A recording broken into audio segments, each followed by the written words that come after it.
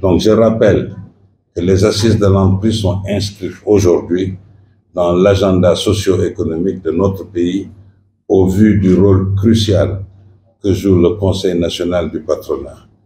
Je souligne aussi que 2024 est une année particulière marquée par l'élection du président de la République, donc un nouveau contexte avec de nouveaux enjeux et défis. C'est pourquoi nous avons décidé d'innover. Nous sommes toujours dans tous les cas dans l'innovation lors de nos différentes assises, en ayant comme thème majeur de nos assises de l'entreprise un partenariat public-privé et le contenu local.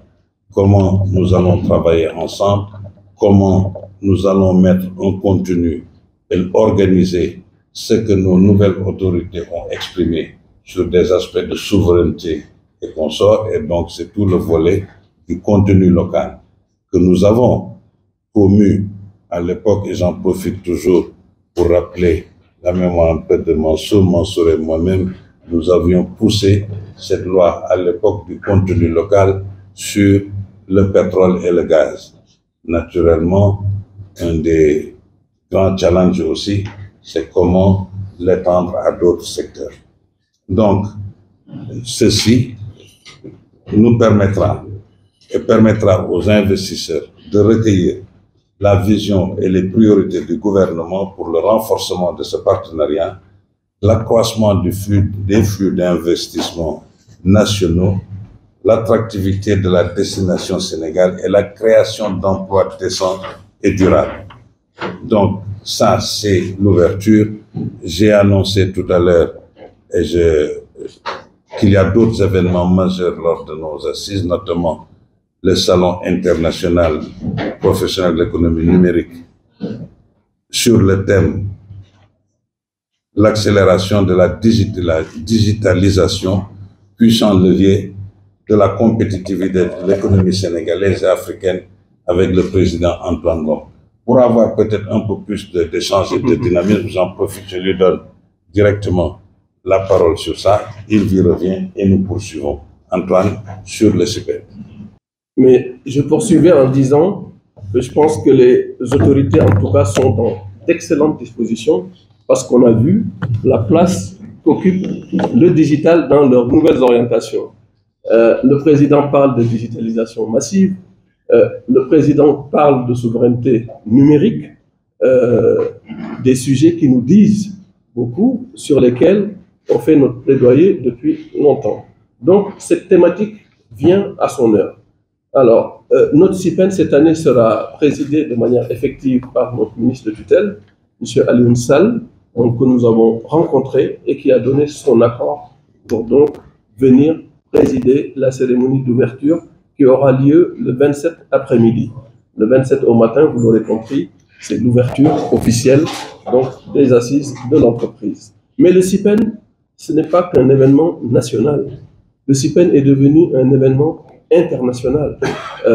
L'année dernière, c'était une co-organisation avec les 8 pays de l'UEMOA, c'était un CIPEN UEMOA. Cette année aussi, tous les pays de l'UEMOA seront présents. Tous les pays de l'UEMOA seront présents. La commission de l'UEMOA également sera présente. Et en plus de cela, nous avons donc la BOAD qui devrait être présente pour signer une convention avec le regroupement du secteur privé du numérique de l'UEMOA donc, que je préside, et Smart Africa qui est le programme de l'Union africaine donc, en matière de digital, qui seront là pour signer pour lancer des programmes avec le Sénégal. Donc vous le voyez, ce sera vraiment un événement international. Alors, les activités du CIPEN, vous les connaissez aussi, c'est des stands d'exposition, c'est des conférences, des rencontres B2B, c'est des salons en virtuel, des stands d'exposition virtuels, ceux qui ne peuvent pas être présents, ils peuvent non seulement suivre l'événement, mais ils peuvent même avoir des stands virtuels avec des avatars et tout. Comme vous le savez, nous partageons à chaque fois que les assises de l'entreprise se passent. Le SPIS, le syndicat professionnel des industries du Sénégal, participe à travers Dakar Industrie. Cette année, après les 2 éditions que nous avons fait avec le CNP, l'édition 2024 va porter surtout sur relancer les échanges sur l'industrialisation et la compétitivité du secteur en impliquant effectivement les nouvelles autorités gouvernementales. Il s'agira aussi de conforter l'espèce dans le portage naturel des intérêts de l'industrie sénégalaise.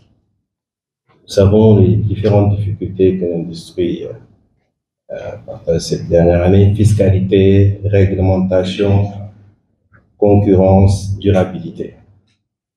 Il s'agira aussi d'impulser un engagement des consommateurs à plébisciter la production locale. Pour le savoir, indépendamment des différents débats sur les prix, la réduction des prix, le pouvoir d'achat, c'est pourquoi un panel sera organisé sur le thème « Quelle perspective pour un plan d'accélération industrielle du Sénégal ?» Très important pour le SPIFS. Il s'agira surtout de soutenir le produit et le consommer local, comme l'a dit le président Bédiagne. Et sur le panel, les différents thèmes qui vont être abordés et discutés, que ce soit avec les différents ministères, le ministère de l'Industrie et du Commerce, le ministère des Finances. Le premier thème: quelle configuration sectorielle et territoriale, quelles conditions de compétitivité et quel mode de gouvernance pour une nouvelle stratégie nationale. Et ça, on va le faire avec le ministère de l'Industrie. Il y aura aussi un deuxième thème: quel environnement juridique, fiscal et concurrentiel pour favoriser et encourager l'initiative industrielle. Nous allons aussi parler de quelle fiscalité juste, équitable et incitative pour le secteur industriel. Ce sera avec nos amis du ministère des Finances, notamment la Direction générale des impôts et domaines, la douane. Et le dernier, c'est quelles conditions de consolidation et d'accompagnement pour préserver le tissu industriel existant. Donc, comme vous le voyez, Président, ce panel va tourner tout autour de comment faire pour impulser l'industrie sénégalaise. Parce que vous le voyez actuellement même, c'est l'actualité. Réduction des prix, forte pression fiscale et douanière. Et les différentes discussions que nous aurons, surtout avec les autorités gouvernementales, c'est plutôt de se pencher pour voir comment augmenter le pouvoir d'achat, plutôt qu'essayer de réduire le prix, parce qu'il s'agit tout simplement d'accompagner les industriels sénégalais, le consommer local, et pour cela, l'État, effectivement, après plusieurs discussions, il faut le dire, après les discussions engagées avec le ministère de l'Industrie et du Commerce, nous avons eu une oreille attentive de la part de l'État sur certains points, mais il y a toujours des difficultés. Vous voyez aujourd'hui avec les meuniers, les difficultés sont là, mais bon, je pense qu'une solution va être trouvée. Et c'est le lieu où les industriels et les autorités pourront continuer à discuter et dialoguer, parce que nous avons tous le même objectif. Il faut toujours le rappeler, le développement d'un pays ne peut pas se faire sans une industrialisation. Et pour commencer, il faut d'abord le faire avec les industries qui sont là, avant de passer à de nouvelles industries. Et c'est là où on pourra peut-être parler de... Parce que nous, ce que nous attendons effectivement des autorités gouvernementales, c'est qu'ils nous disent comment ils peuvent nous accompagner pour créer des emplois. Comment ils peuvent nous accompagner pour augmenter le pouvoir d'achat des Sénégalais. Et ces différents panels, et aussi un point important, toute cette pression fiscale et douanière sur les industriels nous cause beaucoup de problèmes. Ce que nous proposons durant ces panels sur lesquels on va échanger avec eux, c'est de voir comment augmenter l'assiette fiscale. C'est-à-dire que tout le monde doit payer, pas toujours les mêmes, on tape toujours sur les mêmes. Donc c'est l'occasion encore d'en discuter avec les autorités. Ce qui fait que l'objectif, c'est aider les industriels sénégalais à pouvoir se développer créer de nouveaux emplois, augmenter le pouvoir d'achat et faire de nouveaux investissements. Donc, nous comptons effectivement, Président, sur la présence du ministre de l'Industrie et du Commerce. En tout cas, nous avons envoyé une invitation. Voilà, je pense qu'il a confirmé qu'il sera présent. Et aussi son homologue du ministre des Finances, parce que aussi, je pense qu'il a confirmé aussi. Et ce sera l'occasion, nous, en tant qu'industriels, d'échanger sur les différentes difficultés et aussi quels sont le plan sur lequel nous voulons travailler avec les autorités pour se projeter sur les 5-10 prochaines années pour avoir des industries assez fortes au Sénégal pour développer ce cher pays. Merci beaucoup, Président. Merci, Président Ousmane. Président Pape Madické Diop, de notre pôle Excellence, président de PEM. Pape Madické, vous avez la parole. Merci beaucoup, Président. Mesdames et Messieurs, à l'occasion des assises du CNP, le pôle Excellence, éducation, formation professionnelle, enseignement supérieur, envisage de réunir les acteurs de tous les secteurs, à la fois l'éducation, la formation professionnelle, l'enseignement supérieur, et bien sûr les autorités étatiques, pour réfléchir sur une problématique essentielle.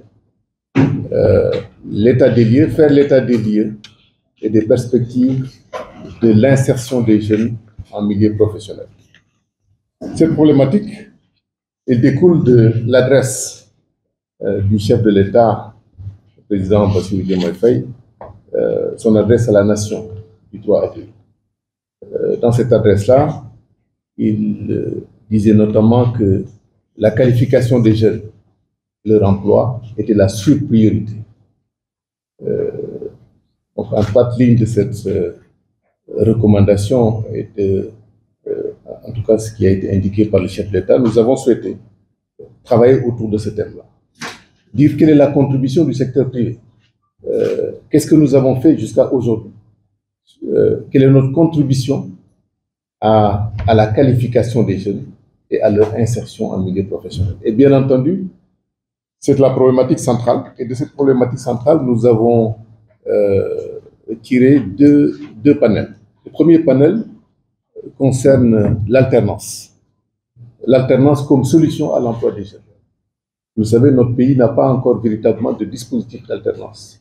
Il y a ici et là quelques embryons qui ont été en tout cas esquissés, mais nous n'avons pas encore de véritable dispositif d'alternance. Donc, nous avons souhaité réfléchir sur ce dispositif-là, notamment le contrat d'apprentissage et le contrat de professionnalisation. Comment réunir tous les acteurs, à la fois les sociétés d'éducation, les entreprises, l'État et les structures de financement, afin que l'apprentissage soit une réalité dans notre pays. Et parallèlement, bien sûr, réfléchir également au contrat de professionnalisation qui concerne notamment la VAE, la validation des acquis de l'expérience, qui est une quête, une revendication, en tout cas de nombre de professionnels dans ce pays, gens qui ont une véritable expérience, qui ont vécu en entreprise, mais qui ne peuvent pas valoriser cette expérience et ce vécu, notamment pour l'obtention d'un diplôme. Donc, l'alternance, on va travailler sur ce premier panel-là. Et le deuxième panel concerne le financement et le développement de l'enseignement privé. Comment accroître les moyens des établissements d'enseignement supérieur privés, mais également des établissements de formation professionnelle et technique, les centres sectoriels et les établissements, bien sûr, élémentaires et moyens secondaires, comment accroître leurs moyens pour leur permettre de se développer, de se financer, afin de participer à cet effort national. Cet effort national d'amener le maximum de Sénégalais à l'éducation, à l'instruction, à la qualification et à l'emploi. Parce que la finalité tout de même de l'éducation, en tout cas, c'est de permettre à la personne d'avoir un emploi et donc une dignité sociale. Voilà un peu, Président, les le thème central sur lequel nous voulons discuter à la fin de la matinée, avec deux panels qui seront animés l'après-midi, avec bien sûr, sous la présidence des ministres de la formation professionnelle, M. Moustapha Sarré, le ministre de l'Enseignement supérieur, M. Abdourahmane Diouf, et également le ministre de l'Éducation nationale, M. Moustapha Mamba Guirassy. Tous trois concernés par cette problématique majeure.